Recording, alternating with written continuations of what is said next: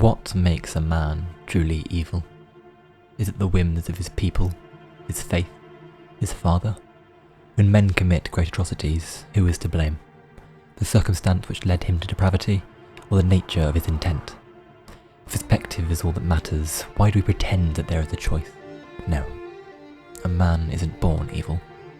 He grows accustomed to its touch, dependent upon it, until nothing else will suffice.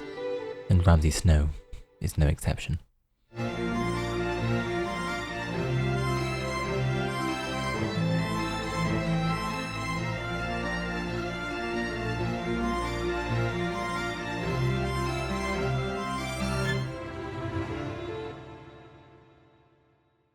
To understand Ramsay Snow, we must first delve into the infortunes of his birth and childhood. To understand the monster is to become one with him, to sympathise with and despise him at the same time. Ramsay is an ugly man, who is big-boned with sloped shoulders and a fleshiness indicating he'll be fat later in life. His nose is broad, his skin is pink and blotchy, his hair long and dark. He has a small mouth, yet his lips are wide and meaty. Ramsay's eyes resemble his father's, small and closely set, and oddly pale in colour. It is said Ramsay often wears the garnet of a red droplet of blood in his right ear. Ramsay Snow is a Bolton by blood, a house renowned for being cold and unforgiving. For thousands of years they warred with the Starks, ruling as Red Kings of the Dreadfort, a great stone fortress with thick walls and tall towers, invoking as much sense of dread as their lords do. They only bent the knee to the kings of winter for their own wants. It was during the coming of the Andals they swore fealty, to King Theon Stark, the hungry wolf, to ensure the north remained untouched by the threat of the invading Andals in the south, which of course they did, with the Boltons defeating Argos 7-Star in the Battle of the Weeping Water. The Boltons have never liked their honour-bound overlords, and their biggest grievance came when the Starks forced them to abandon their practice of flaying, the art of peeling the skin from a man. It is rumoured they carried on the practice in secret of their kings, hanging the skins of their enemies somewhere within the Dreadfort. Their house embodies the nature of flaying within their sigil, a red flayed man surrounded by droplets of blood on a field of pink, boasting their word that our blades are sharp. Ramsay began as he continues in a song of ice and fire, in hatred. For Ramsay is a result of rape between Ruth Bolton and a miller's wife, an evil act which unsurprisingly resulted in an even more evil man.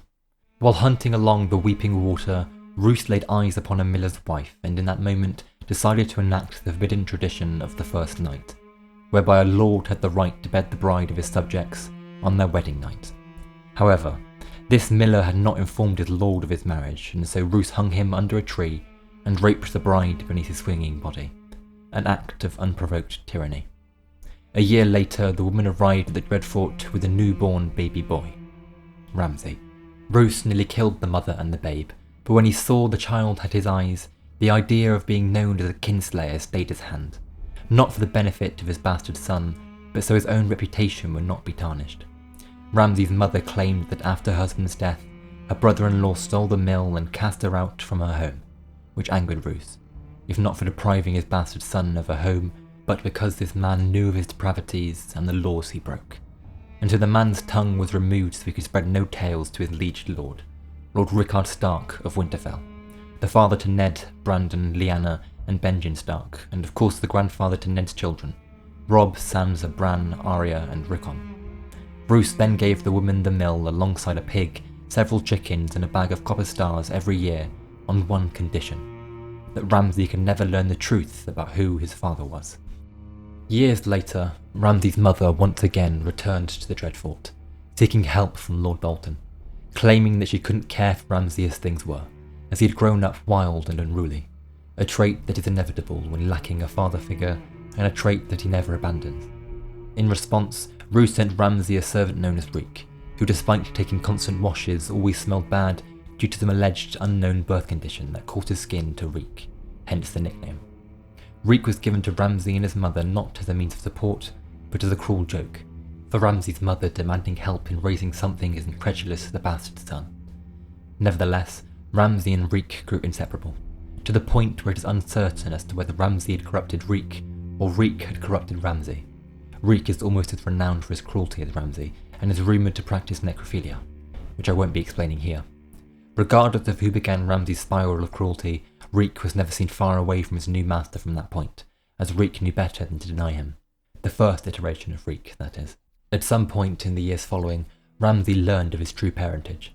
Whether he was told by Reek or his mother is uncertain, but he learns of it nonetheless. Roose believes that both Reek and his mother had told him, urging him on and constantly reminding him of his rights as a bastard. Ramsay is ambitious as he is cruel, and so probably didn't require much to be convinced to reveal his parentage. Now, as a recognised bastard of Roose Bolton and born in the north, Ramsay would henceforth be known as Ramsay Snow, the bastard of Bolton. In 297 AC, Roose's only son and heir, Domeric Bolton, wished to meet his bastard half-brother and to build a sibling connection with him, despite his father's orders not to. Soon after, rather suspiciously, Domeric died of an uncertain sickness of the bowels, according to Maester Uthor, though Roose believes that his bastard poisoned his only heir, making Ramsay a kinslayer. This seems rather likely and could be considered as one of his first acts of unforgiving evil. In allegedly killing his half-brother, Ramsay also earned the hatred from House Dustin, as Barbary Dustin, the Lady of Barraton, was rather fond of Domeric, her nephew. You see, Barbary Dustin was born of House Riswell to the Lord of the Rills, Roderick Riswell. Her sister was Bethany Riswell, the second wife to Roose Bolton and mother to Domeric Bolton. Roose Bolton now had no legitimate children, no heir, and in a place like Westeros, it is essential that he needs one, so that his legacy can be carried forward in his bloodline, rather than his lands and titles being passed down to someone outside of House Bolton. And so, he invited Ramsay to the Dreadfort, where he learned to read and write. Yes, Ramsay had an education, but we learned from Roderick Cassell that Roose still never truly acknowledged his bastard son. For Ramsay, being so close to his father, but still being neglected by him, likely struck him deeply. To be so close to what he's been missing his whole life, and yet still not have it, when combined with the brutality that exists in Westeros, is enough to send any child to the extremes of what Ramsay does. Not that it's any excuse. By Roose Bolton ignoring him so willfully, Ramsay grew up with the freedom that most boys in Westeros don't have, as most sons of lords respect their father and know not to disobey him. Ramsay does not. He can do whatever he wants and indulges in his curiosities. Unfortunately for the North, these curiosities are evil in nature. We do not know any more of Ramsay's life growing up at the Dreadfort until the events of the Clash of Kings. All we do know is that Ramsay was accompanied by men-at-arms of the Dreadfort called the Bastard's Boys, evidently because they follow the bastard of the Dreadfort. These men are Ben Bones, who is the kennel master of the Dreadfort, Yellow Dick, Damon Danceamy, Luton, Sour Allen, Skinner and Grunt. Ramsay believes them to be his to command in their entirety. However, they are spying on Ramsay on behalf of their lord, Roose Bolton. By this point, we've only heard of a few of Ramsay's depravities. The true extent of the morality of his actions as a child and young man will likely never be ascertained, with no POV characters close enough to Ramsay for the Winds of Winter. However, we know of many of his wrongdoings in the books, and if there's anything to go against, he is truly evil. During the War of the Five Kings, Lord Hallis Hornwood is killed at the Battle of the Green Fork by Tywin Lannister's forces, and his son and heir Daron Hornwood is killed in the Battle of the Whispering Wood at the same time. Hallis's widow, Danella Hornwood, born Danella Manderley, then assumes the ladyship of Hornwood, as they had no other heirs.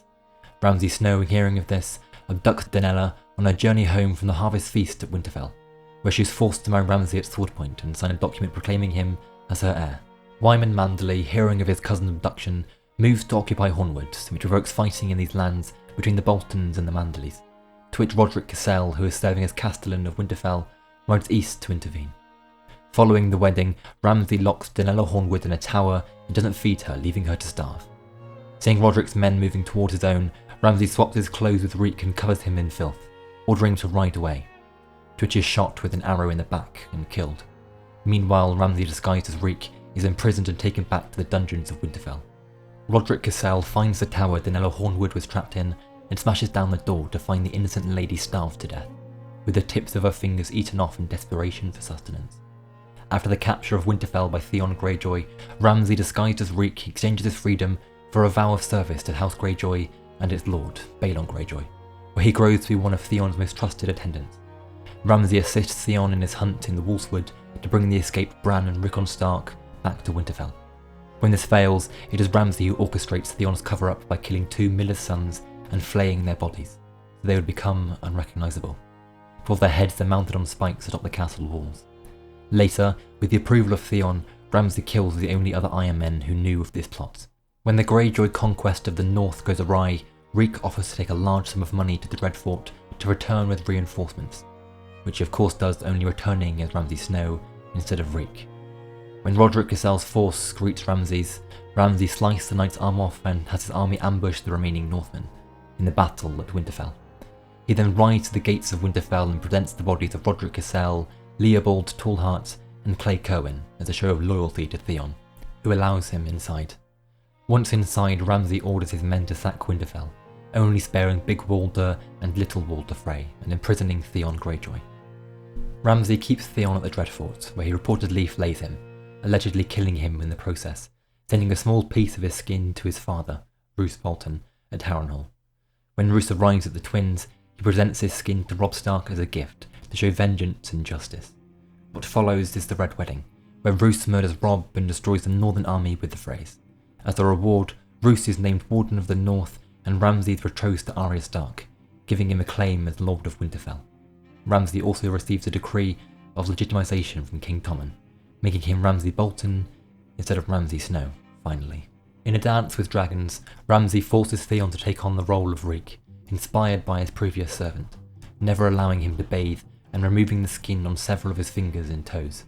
The extent of Theon's psychological torment is unbound, causing him to separate Theon and Reek, believing them to be separate people. It's hinted that Ramsay also relieved him of his manhood.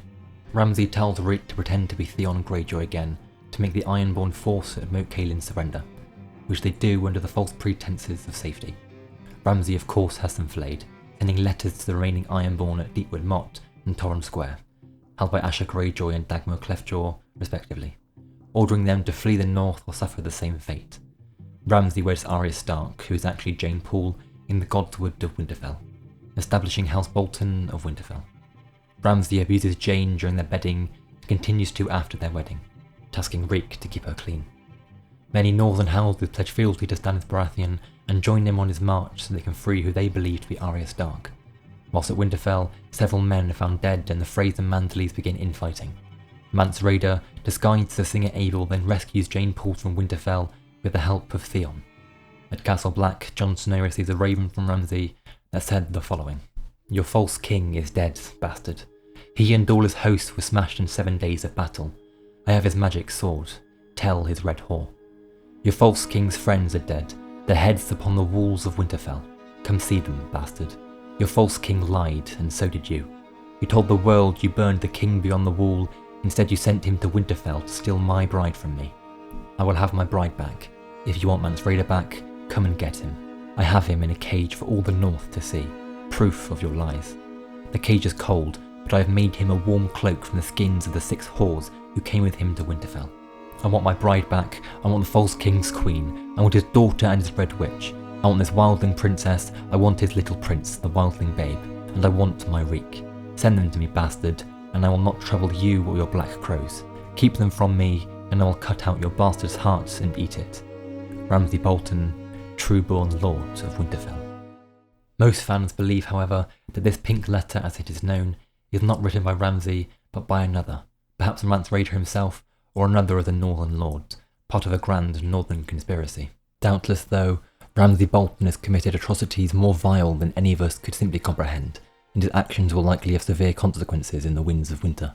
After Jon Snow receives the pink letter, he relinquishes command of his planned ranging of Hardhome and made clear his intentions to ride south to face the Boltons, asking the wildlings and members of the Night's Watch to join him out of their own volition, rather than forcing them to.